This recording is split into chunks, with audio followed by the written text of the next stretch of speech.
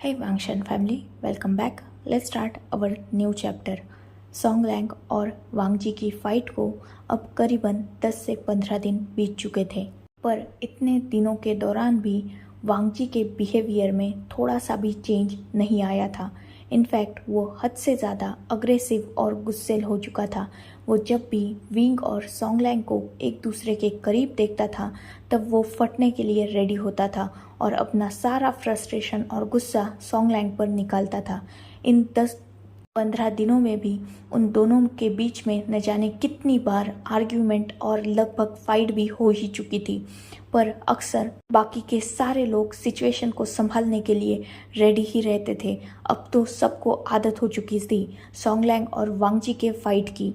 वही अगर वांगजी अग्रेसिव था तो सॉन्गलैंग भी कम नहीं था, वो भी वांगजी को बराबर की टक्कर देता रहता था। वही दूसरी तरफ विंग इन दोनों की लड़ाई से हद से ज़्यादा परेशान हो चुका था। खैर सॉन्गलैंग की तो इस फाइट में कोई गलती ही नहीं थी, क्योंकि हमेशा पहल वांगजी की तरफ से ही होती थी। सॉन्गलैंग तो बस खुद को प्रोटेक्ट करता था। कहीं ना कहीं ये बात विंग जानता था, इसीलिए वो हमेशा ही वांगजी पर गुस्सा करता रहता था और उसे ये सब हरकतें बंद करने के लिए वॉर्न करता रहता था। पर वांगजी वो किसकी मानने वाला था। विंग ने न जाने कितनी बार वांगजी को यह समझाया था कि अब वो खुद मूव ऑन कर चुका है और वो सच में सॉन्गलैंग से प्यार करता है। पर वांगजी जब भी विंग के मुंह से सॉन्गलैंग के लिए प्यार, अल्फा ऐसे वर्ड सुनता था तब वो और भी ज़्यादा अग्रेसिव हो जाता था। बट फॉर चेंज वांगजी सिर्फ एक ही कंडीशन में काम रहता था और वो कंडीशन थी वांगशियान का वांगजी के सामने रहना। अगर वांगशियान वांगजी के सामने हो तो वांगजी अपने अग्रेसिव बिहेवियर पर थोड़ा लगाम लगाता था, क्योंकि वांगजी ने देख लिया था जब सॉन्गलैंग से वो फर्स्ट टाइम लड़ा था तब वांगशियान कितना ज़्यादा डर चुका था और वांगजी अपने बच्चे की आंखों में अपने लिए डर बिल्कुल नहीं देखना चाहता था, ना ही वांगजी अपने बच्चे को डराना चाहता था। इसीलिए सॉन्गलैंग और वांगजी बस तब काम रहते थे जब वांगशियान बीच में हो, वरना तो वांगजी किसी से भी नहीं रुकता था। वही दूसरी तरफ वांगशियान, उसके दिमाग में क्या चल रहा था ये बात कोई भी नहीं समझ रहा था। विंग वांगशियान के साथ पहले से भी ज़्यादा वक्त बिताने लगा था, क्योंकि ऑब्वियसली सॉन्गलैंग विंग की लाइफ में था तो विंग की वो हर वर्क में हेल्प कर देता था, जिस वजह से विंग का वर्कलोड बहुत सा कम हो चुका था। और अब विंग भी वांगशियान को टाइम देना चाहता था, क्योंकि वांगशियान ही विंग की फर्स्ट प्रायोरिटी था। साथ ही में सॉन्गलैंग की हेल्प से विंग हमेशा वांगशियान को खुश रखने की कोशिश करता था, पर आज भी सॉन्गलैंग के इतने एफर्ट्स के बावजूद वांगशियान ने सॉन्गलैंग को डैड कहकर नहीं पुकारा था। वो अक्सर सॉन्गलैंग को सॉन्ग कहकर ही पुकारता था। वही वांगशियान हर रोज ही कॉरपोरेशन में भी आ जाता था और वो वांगजी और बाकियों के साथ भी टाइम स्पेंड करता था। वांगजी ने स्कूल जाकर वांगशियान को पढ़ाना बंद कर दिया था, क्योंकि ऑब्वियसली विंग ने सबका वर्कलोड बढ़ा दिया था, खासकर लैंस का, जिससे वांगजी को इतना टाइम ही नहीं मिलता था कि वो वांगशियान को स्कूल में जाकर पढ़ा सके। इसीलिए अब वो भी वांगशियान से ऑफिस में ही मिला करता था।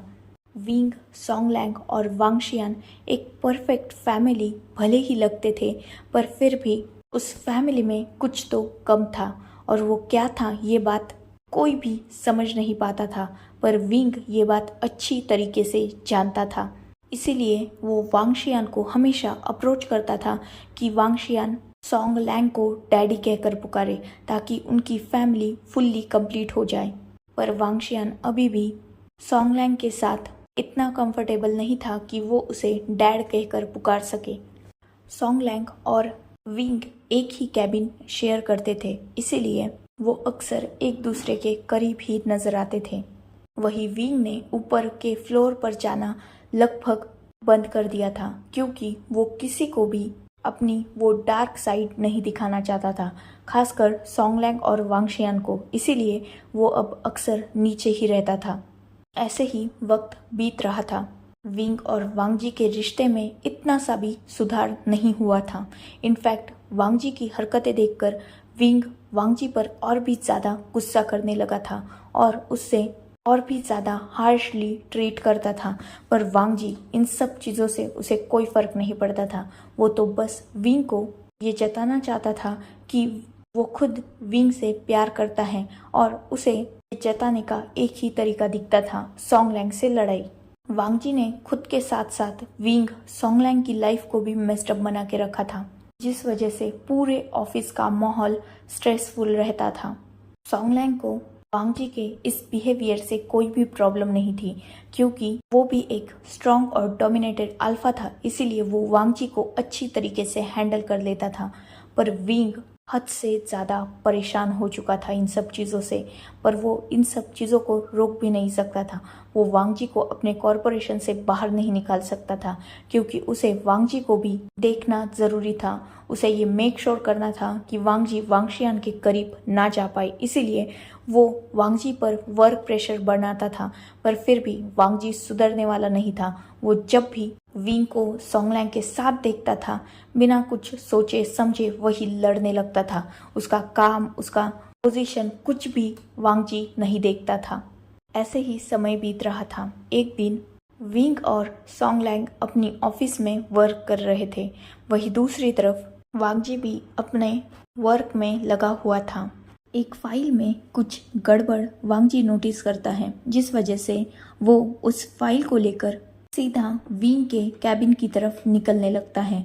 अब वांगजी का ये रूटीन हो चुका था। उसे थोड़ी भी मतलब अगर फाइल में स्पेलिंग मिस्टेक जैसी भी गलती मिल जाए तो वो सीधा विंग के पास जाता था, ताकि वो विंग पर नज़र रख सके। इसीलिए आज भी वांगजी ने वैसा ही किया। वो सीधा वो फाइल उठाकर विंग के कैबिन की तरफ निकल गया। वो अभी विंग के कैबिन के पास पहुंचा ही था, तभी उसने ग्लास डोर थ्रू अंदर कुछ ऐसा देखा कि वांगजी का पारा हद से ज़्यादा बढ़ गया और वो सीधा बिना नॉक किए विंग के कैबिन में पहुंच गया।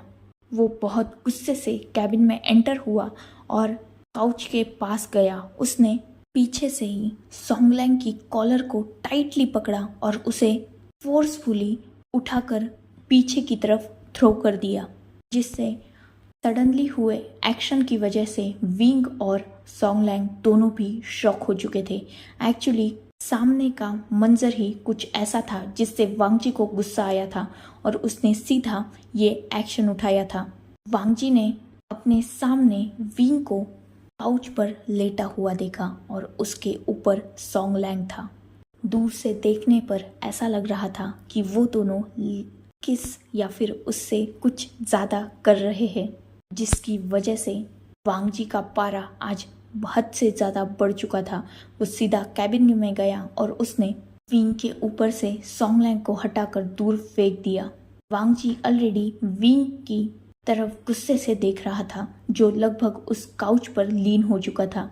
वही उसने दूसरी नज़र सॉन्गलैंग पर डाली, जो अभी पीछे की तरफ लड़खड़ा कर गिर चुका था और खुद को संभालने की कोशिश कर रहा था। सॉन्गलैंग तुरंत ही खड़ा हुआ और वो वांगजी की तरफ गुस्से से देखने लगा। वही विंग भी काउच से खड़ा हुआ और वो भी वांगजी की तरफ गुस्से से देख रहा था। वांगजी एक पल भी खुद को ना होल्ड करते हुए सीधा सॉन्गलैंग के पास पहुंचा और उसने सॉन्गलैंग को बीट करना स्टार्ट कर दिया। सॉन्गलैंग और वांगजी में फिर से फाइट होने लगी थी, जिसमें वो दोनों भी एक दूसरे को बुरी तरीके से हर्ट करने लगे थे। वही इतनी सारी नॉइज़ सुनकर बाकी सब भी वहां पहुंच चुके थे और उन्होंने सामने का जो नज़ारा देखा वो उनके लिए कोई नई बात नहीं थी। विंग और सॉन्गलैंग साथ में है, मतलब वांगजी सॉन्गलैंग से फाइट ही कर रहा होगा। ये सब ने ऑलरेडी ही समझ लिया था और सामने का नज़ारा बिल्कुल उन्होंने जैसा सोचा था वही था। वांगजी सॉन्गलैंग को पागलों की तरह मार रहा था और सॉन्गलैंग भी वांगजी से फाइट बैक कर रहा था। वही विंग उन दोनों को भी छुड़ाने की कोशिश कर रहा था, पर विंग वांगजी को संभाल नहीं पा रहा था, जिस वजह से विंग बहुत गुस्सा भी कर रहा था। उन दोनों की फाइट चल ही रही थी, तभी वांगजी ने सॉन्गलैंग को इतनी बुरी तरीके से पंच किया कि सॉन्गलैंग जाकर सीधा पीछे वाली दीवार से टकरा गया और उसके सर से ब्लीडिंग होने लगी। सॉन्गलैंग दीवार से इतनी जोर से टकराया था कि 2 पल के लिए वो खुद को संभाल ही नहीं पाया और बाद में सॉन्गलैंग सीधा नीचे जमीन पर था। उसने खुद के हेड को टाइटली होल्ड कर लिया था और उसकी आंखों के सामने लगभग अंधेरा छाने वाला था क्योंकि उसे अपने बैक हेड पर बहुत जोर से लगी थी। जैसे ही विंग ने सॉन्गलैंग के सर से खून बहता हुआ देखा, उसे वांगजी पर हद से ज़्यादा गुस्सा आया, पर अभी फिलहाल उसे सॉन्गलैंग को संभालना था, इसीलिए वो तुरंत ही सॉन्गलैंग की तरफ भागा और उसने सॉन्गलैंग को होल्ड कर लिया और वो सॉन्गलैंग की केयर करने लगा। उसने अपनी पॉकेट से हैंकरचीफ निकाला और तुरंत ही सॉन्गलैंग की बैक हेड पर रख दिया जिससे वो ब्लीडिंग रोक सके। इनफैक्ट विंग ने सॉन्गलैंग को अपनी बाहों में होल्ड कर लिया था और उसे लगभग हग करते हुए वो उसकी केयर कर रहा था और उसकी हेड इंजरी को देख रहा था। विंग की आंखों में सॉन्गलैंग के लिए हद से ज़्यादा केयर और कंसर्न था, जिसे देखकर वांगजी जो पहले से ही गुस्से से उबल रहा था वो और भी ज़्यादा गुस्सा हो गया। उसने अभी सॉन्गलैंग की या विंग की कंडीशन देखना बिल्कुल ही इग्नोर कर दिया और वो सीधा अपने बड़े कदमों से विंग और सॉन्गलैंग के पास गया। उसने झटके से विंग को सॉन्गलैंग से दूर किया और फिर से उसने सॉन्गलैंग की कॉलर पकड़ ली, जिससे सॉन्गलैंग जो अभी तक खुद को संभाल नहीं पाया था वो वांगजी के केज में आ गया। वांगजी ने सॉन्गलैंग को नेक से ग्रैब करते हुए खड़ा किया और वो लगातार सॉन्गलैंग की नेक को प्रेस करने लगा, जिससे सॉन्गलैंग को ब्रीदिंग प्रॉब्लम होने लगी। और ये बात जैसे ही विंग और बाकियों ने देखी, वो तुरंत ही वांगजी और सॉन्गलैंग के करीब पहुंचे और उन्हें एक दूसरे से अलग करने की कोशिश करने लगे। सॉन्गलैंग खुद को प्रोटेस्ट बिल्कुल भी नहीं कर पा रहा था क्योंकि उसे अभी कुछ समझ ही नहीं आ रहा था। वो लगभग अनकॉन्शियस होने के स्टेज पर था क्योंकि उसे बहुत जोर से लगा था और हेड इंजरी होने की वजह से वो खुद को बिल्कुल भी संभाल नहीं पा रहा था। सॉन्गलैंग की हालत ऑलरेडी हद से ज़्यादा बुरी थी और वांगजी उसके नेक को इतनी टाइटली प्रेस कर रहा था कि अगर और 2 सेकंड भी वांगजी ऐसे ही सॉन्गलैंग को प्रेस करता रहा तो सॉन्गलैंग चोक होकर सीधा डेथ हो जाएगा। यही सोचते हुए विंग ने अपनी पूरी फोर्स का यूज किया और उसने वांगजी को सीधा पीछे की तरफ थ्रो कर दिया, जिस वजह से वांगजी भी लड़खड़ा गया और वो खुद को संभाल नहीं पाया और जाकर सीधा जमीन पर गिर गया। विंग तुरंत पलटा और उसने सॉन्गलैंग की तरफ देखा जो अभी हेवीली ब्रीथ कर रहा था। विंग ने सॉन्गलैंग को थोड़ा काम डाउन करने के लिए नीचे जमीन पर ही बैठा दिया और वो वाटर के लिए अपने टेबल के पास पहुंचा। उसने टेबल पर जो वाटर था उसे उठाया और उस ग्लास को सीधा सॉन्गलैंग की तरफ लेके आया और वो सॉन्गलैंग को पानी पिलाने लगा। वही वांगजी जो नीचे गिर चुका था पर अभी भी अपने सही स्टेज में था और गुस्से से उबल रहा था, वो अपनी जगह से खड़ा हुआ और विंग की तरफ बढ़ने लगा। उसे जियांग चैंग, लैन सिचैन और नी हुसैन, नी मिंजू और साथ ही बाकी सब भी रोक रहे थे, पर वांगजी की आंखों में इतना खून था कि उसे देखकर हर कोई डर चुका था और कोई भी वांगजी को होल्ड करने की या उसे पकड़ने की हिम्मत नहीं कर रहा था, जिस वजह से वांगजी सीधा फिर से विंग की तरफ पहुंचा। उसने देखा कि विंग सॉन्गलैंग को स्टेबल करने की कोशिश कर रहा है और उसकी हद से ज़्यादा केयर कर रहा है। उसने विंग को फिर से होल्ड किया, मतलब उसके हाथ को होल्ड किया और वांगजी ने विंग को सीधा अपनी तरफ खींच लिया, जिस वजह से विंग और वांगजी आमने सामने थे। वांगजी की आंखों में अभी खून उतरा हुआ था, वही विंग भी बहुत ज़्यादा गुस्से में था और उसकी आंखें भी गुस्से से लाल थी। वो दोनों भी एक दूसरे की तरफ देख रहे थे। वांगजी ने विंग की तरफ गुस्से से देखते हुए कहा, अपने अल्फा के सामने होते हुए तुम किसी और की केयर कर रहे हो, क्या इतना ज़रूरी है वो इंसान तुम्हारी जिंदगी में? क्या भूल चुके हो विवूशियान कि तुम लान वांगजी से बिलोंग करते हो?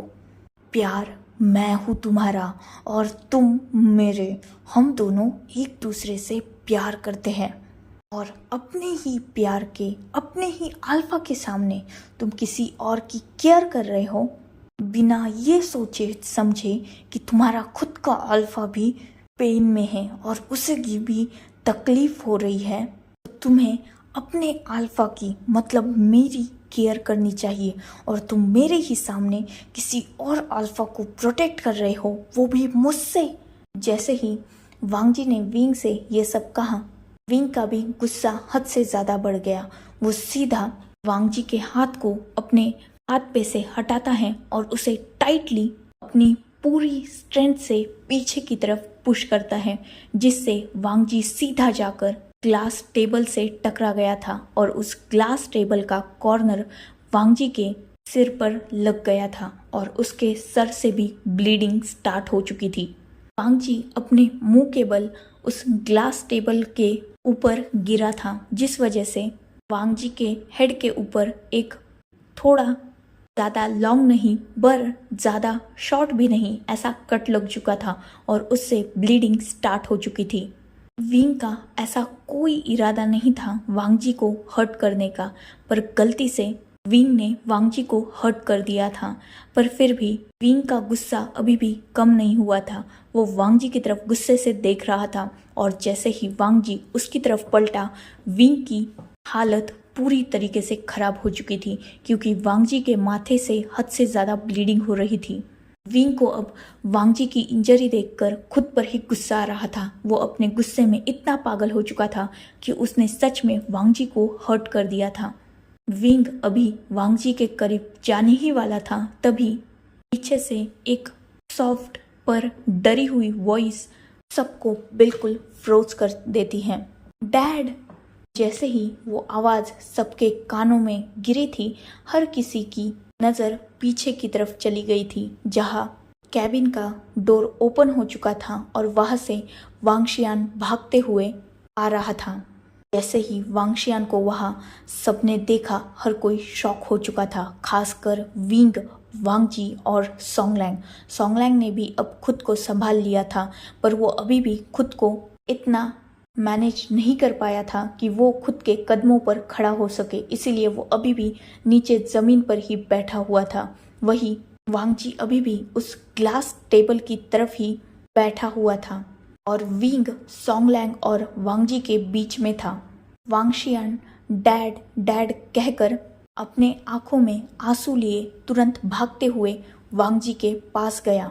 उसने अपने छोटे छोटे हाथों से वांगजी के फेस को होल्ड किया और वो वांगजी की चोट को देखने लगा।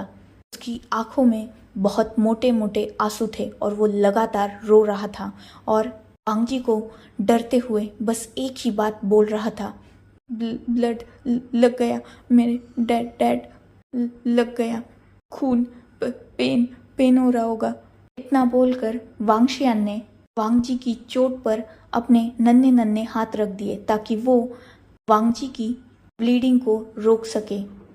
वही विंग और बाकी सब, इवन वांगजी भी वांगशियान के मुंह से वांगजी के लिए डैड सुनकर शॉक हो चुके थे। विंग तो अभी अपने होश में ही नहीं था और वो लगातार वांगशियान और वांगजी की तरफ देख रहा था। वांगशियान हद से ज़्यादा रो रहा था, उसके दोनों हाथ ब्लड से कवर हो चुके थे और वो वांगजी की हद से ज़्यादा केयर कर रहा था। वांगजी को भले ही चोट लगी थी, उसकी सर से ब्लीडिंग हो रही थी, पर वो अभी मुस्कुरा रहा था। उसके चेहरे पर एक बहुत ब्यूटीफुल विनिंग स्माइल थी क्योंकि वो अपने बच्चे के, मतलब अपने खून के आंखों में अपने लिए वो वरीडनेस फील कर सकता था। उसकी बातों में वो कंसर्न साफ नजर आ रहा था। इन सब चीज़ों से बढ़कर वांगजी वांगशियान के मुंह से अपने लिए डैड सुन रहा था। ये मोमेंट एक ऐसा था कि वांगजी अपने सारे दुख दर्द को भूलकर सिर्फ उस डैड वर्ड को एंजॉय कर रहा था। वही वांगशियान, जिसका रो रो कर बुरा हाल था, वो जब देखता है कि उसकी लाख कोशिशों के बावजूद वांगजी की ब्लीडिंग नहीं रुक रही। वो तुरंत ही वांगजी को हग कर लेता है और भी जोर से लाउडली क्राई करने लगता है। लगातार एक ही बात कह रहा था, डैड को चोट लग गई, डैड को पेन हो रहा है। इतना बोलकर वो वांगजी के टाइटली गले से लगा हुआ था। वही वांगजी के फेस पर स्माइल थी और साथ ही सुकून था। उसने भी अपने बच्चे को बैक हग कर लिया और वो दोनों भी एक दूसरे की बाहों में थे।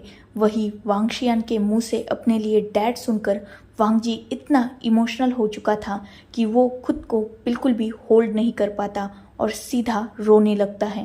उसकी भी आंखों से आंसू बह रहे थे। वही दूसरी तरफ विंग और सॉन्गलैंग ये नज़ारा देखकर टोटली शॉक हो चुके थे। क्या सच में वांगशियान को पता लग चुका है कि वांगजी उसका डैड है? यही सवाल अब सबके दिल में था। सो इनफ फॉर टुडे गाइस। मैंने सबके कमेंट पढ़े और मेरे लिए बहुत सारे सजेशन थे इस स्टोरी के रिगार्डिंग और मैं उन सबको थैंक्स भी कहना चाहूँगी। बट अगर मैं उन सजेशंस को स्टोरी में ऐड करने जाऊँगी तो फर्स्ट थिंग वो प्लॉट ही स्टोरी में फिट नहीं बैठ रहा और अगर मैं ज़बरदस्ती स्टोरी में अननेसेसरी चीज़ें ऐड करूँगी तो ऑब्वियसली ये स्टोरी बिगड़ जाएंगी। आई नो कि ये स्टोरी सैड है और अभी तक कोई भी वांगशियान मोमेंट सामने नहीं आया, बट डोंट वरी, ये स्टोरी वांगशियान ही है और इसमें वांगशियान मोमेंट्स भी जल्द ही देखने को मिलेंगे। वांगजी ने विंग को जितना पेन दिया है उतना पेन जब तक वांगजी खुद को नहीं मिल जाता तब तक सबको थोड़ा वेट तो करना ही होगा वांगशियान मोमेंट्स के लिए।